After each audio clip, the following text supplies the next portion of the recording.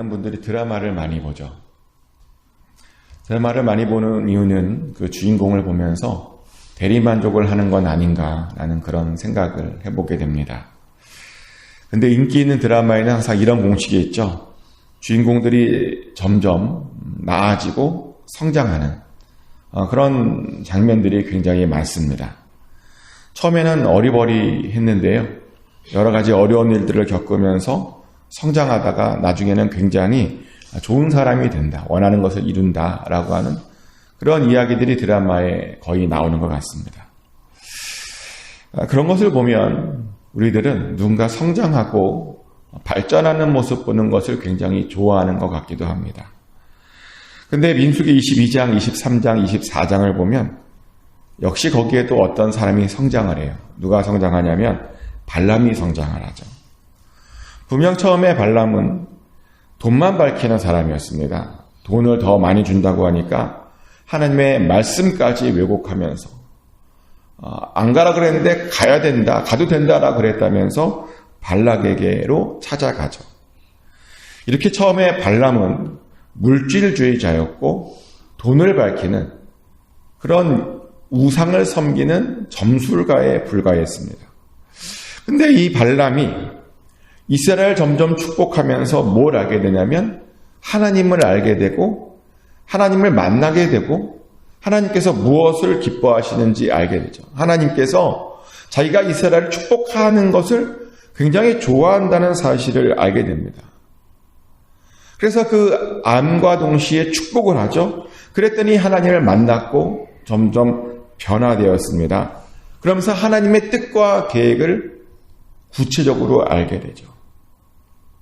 그래서 그 이후 발람은 하나님을 기쁘시게 하는 일을 하고 어떻게 하면 더욱 기쁘시게 할까라는 그런 고민을 하게 됩니다. 그래서 이전에는 어떤 점수를 써서 하나님을 만났는데 이제는 그런 방법을 쓰지 않고 하나님의 시선이 머무는 그 이스라엘 안에 자신의 시선을 같이 두어서 하나님과 같은 방법으로 이스라엘을 보려고 하는 그렇게까지 발전하게 됩니다. 그러니까 하나님의 관심이 자기의 관심이 된 겁니다.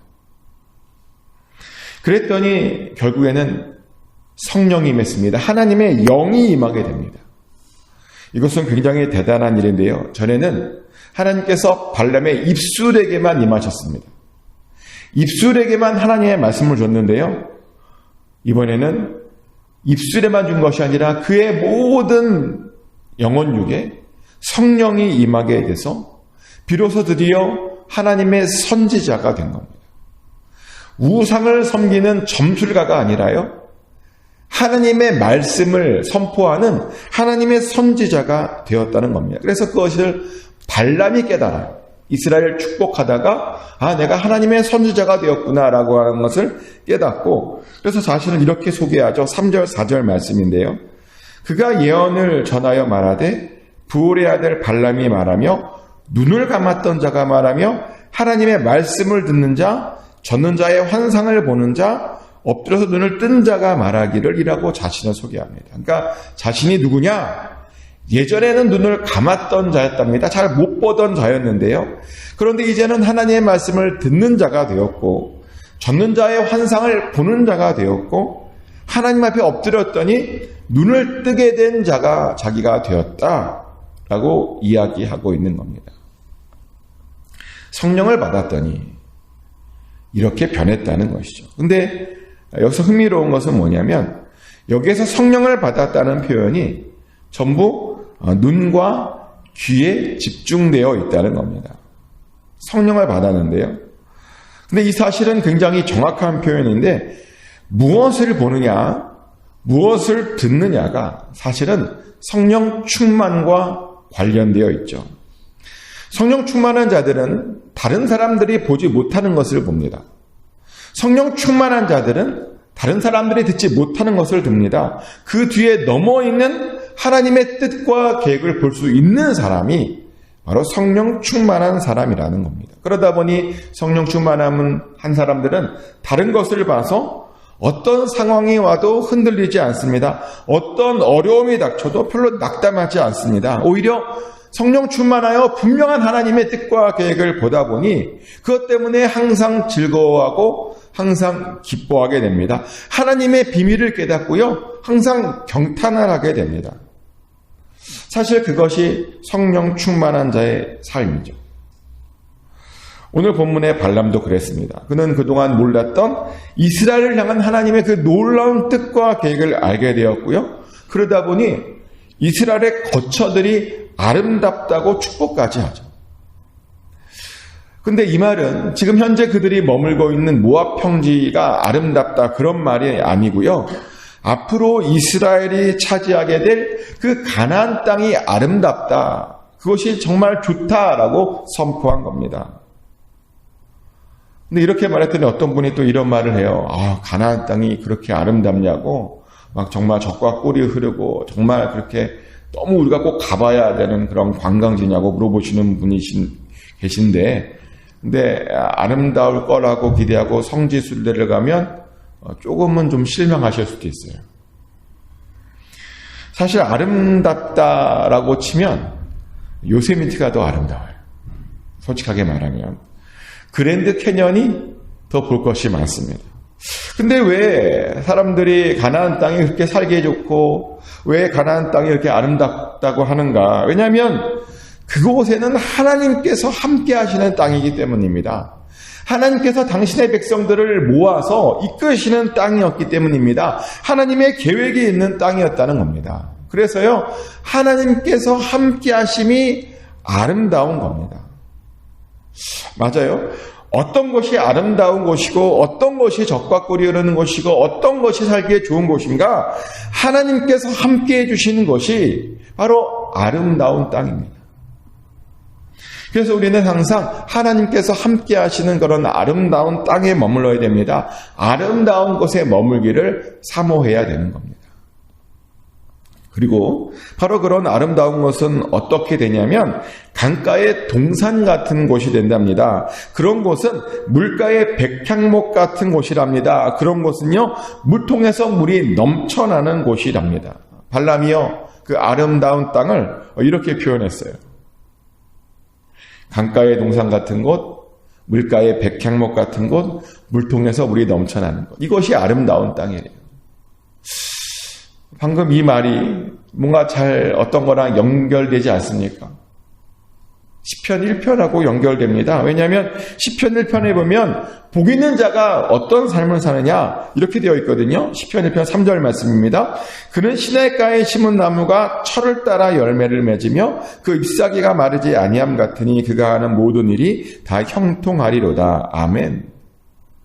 복 있는 사람이란 어떤 사람인가? 시냇가에 심은 나무 같은 사람이다 라고 말을 합니다. 시냇가 옆에 있으면 철을 따라 열매를 맺을 수 있고요. 잎사귀가 절대로 마르지 않고 그가 하는 모든 일들이 다 형통하게 될 것이다 라고 말합니다. 시냇가에 있는 나무들은 그렇게 된다는 겁니다. 우리가 사실 이런 장면을 많이 보죠. 캘리포니아에 살면서 참 좋은 것은 뭐냐면 이 시냇가에 심은 나무들과 그렇지 않은 나무들을 매년 볼 수 있다는 거죠. 요즘이야 비가 많이 와서 곳곳에서 풀이 자라고 나무가 파릇파릇합니다. 시냇가에 있든 시냇가에 있지 않든 모든 나무들이 다 뭔가 생기가 있고 잘 자라는 것 같습니다. 하지만 여름이 되면 시냇가에 심은 나무와 그렇지 않은 나무들의 그 종말을 우리가 잘 보게 되죠. 시냇가에 심겨져 있으면 아무리 햇빛이 뜨겁고 비가 오지 않아도 여전히 계속 푸르릅니다. 그런데요, 시냇가에 심겨지지 않아 있으면 점점 마르다가 나중에는 갈색으로 바뀌어서 결국에는 말라 죽는 모습들을 우리가 여름마다 보죠. 이것이 우리가 여름마다 시냇가에 심은 것과 심지 않는 것 사이의 차이를 보는 것들입니다. 그래서요, 우리는 그것을 보면서 어떤 생각을 가져야 되냐면 시냇가에 머물기를 힘써야 됩니다. 강가에 머무려고 해야 됩니다. 물통 옆에 있어야 된다는 겁니다. 바로 그것이 하나님께서 우리에게 주시는 복입니다. 그런데 시편 1편을 보면 시냇가에 심겼다라고 하는 것이 물가 옆에 있다라고 하는 것이 어떤 것으로 나오냐면요. 율법을 즐거워하며 그 율법을 주야로 묵상하는 것이 우리의 삶이 시냇가의 옆에 있는 것이다 라고 이야기합니다. 즉 하나님의 말씀 듣는 것을 즐거워하고 그 말씀을 주야로 묵상하는 것이 우리가 시냇가에 살고 있음을 보여준다는 겁니다. 그런데요, 발람의 눈에도 바로 그것이 보였습니다. 지금 이스라엘이요, 시냇가에 있는 것이 보였습니다. 강가에 있는 것이 보였습니다. 그랬더니 그 이스라엘 민족이 점점 흥왕하게 될 것을 볼 수 있었다는 겁니다. 그리고요, 발람이 여기에서 아주 중요한 것을 하나 더 봐요. 7절 말씀 끝에 보면 이런 표현이 있어요. 그의 왕이 아각보다 높으니 그의 나라가 흥왕하리로다. 이스라엘의 왕이요, 아각보다 높을 거래요. 여기서 갑자기요, 아각이라는 사람이 등장하죠. 근데 이 아각이 누군가, 혹시 아각이 누군지 아십니까? 아각은요, 사실은 민수기나 출애굽기 거기에 나오는 사람이 아니에요. 어디에 나오는 사람이냐면 사무엘상 15장에 나오는 사람이에요. 사무엘상 15장 7절 8절에 보면 아각 왕이 이렇게 나와요. 사울이 하윌라에서부터 애굽 왕 술에 이르기까지 아말렉 사람을 치고 아말렉 사람의 왕 아각을 사로잡고 칼날로 그의 모든 백성을 진멸하였으되. 아멘. 이스라엘 왕의 첫 번째 왕이 사울이잖아요. 그런데 그 사울 왕이 아말렉의 아각을 사로잡고 아말렉을 진멸했다라고 사무엘상 15장이 기록하고 있습니다. 근데 이런 얘기를 누가 하고 있어요, 지금? 발람이 하고 있어요. 발람은 아직 가나안 땅에 들어가지도 않고 왕도 없는 이스라엘을 향해서 예언을 하고 있는데요. 그 이스라엘이 나중에 아각이라고 하는 왕을 칠 것을 지금 발람은 미리 본 것입니다. 너무 놀라운 장면 아닙니까? 한참 있다, 몇백 년이 지나서일 일을 지금 이 발람은 자기 눈앞에 생생하게 보고 있는 겁니다. 아각을 쳤다. 사실 아말렉은요, 큰 골칫덩어리였어요. 아말렉은 이스라엘에게 너무 큰 원수 같은 존재였고 언제나 위협이 되는 존재였습니다. 아말렉이 어떤 종족이었죠?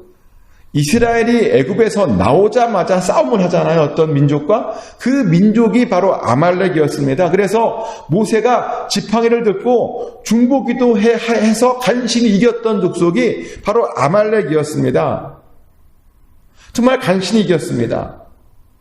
그런데 그 나라가요, 그렇게 이스라엘에게 큰 부담이 되는 그 나라가요, 사울의 손에 완전히 멸망당할 것이랍니다. 그래서 이스라엘은 더 이상 그 아말렉 때문에 고생하지 않을 것이라고 이야기하고 있는 겁니다.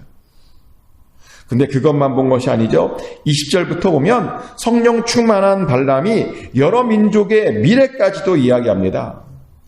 아말렉이 결국 멸망할 거래요. 그리고 겐족속은 다행히 그 거처가 견고하게 될 것이랍니다. 가인은 그리고 나중에 아수르의 포로가 될 것이고요.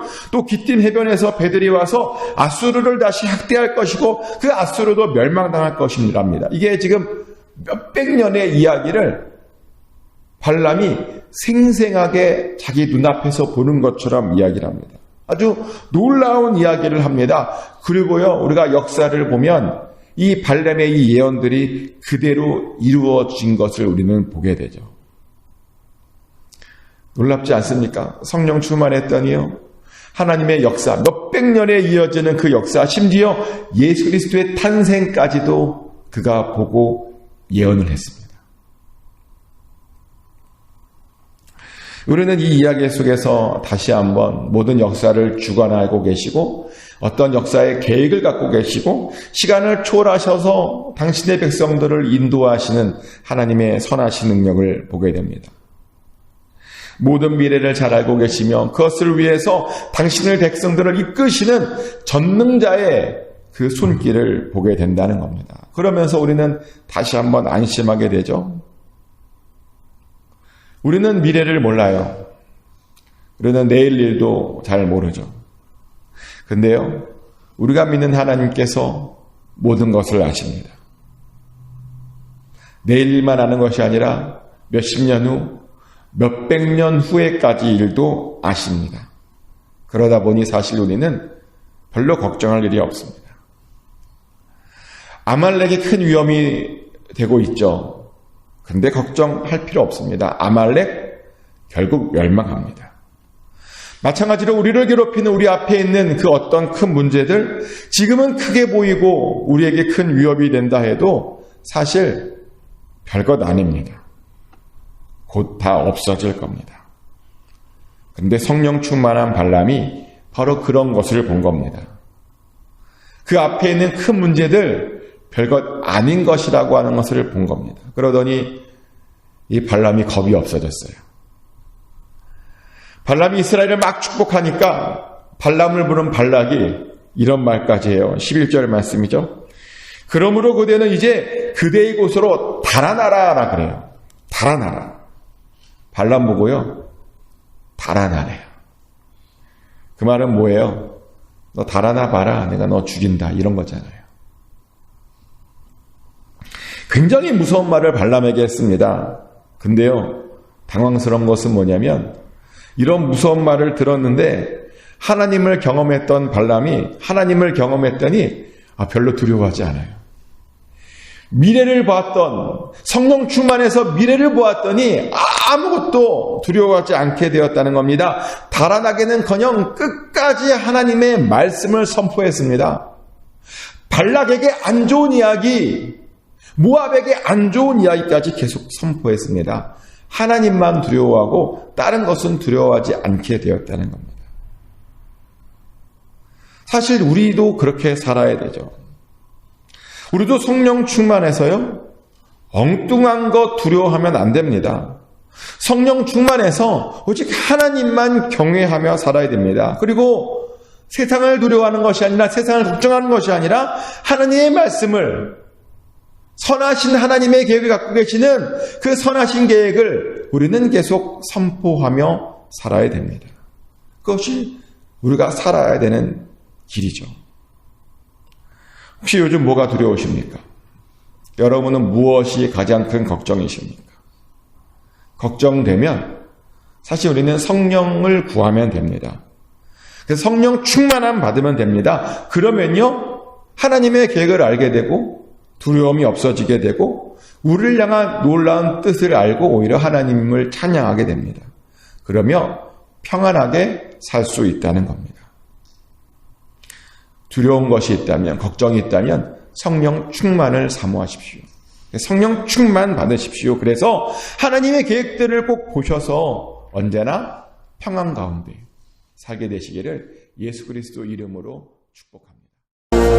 하나님 크신 사랑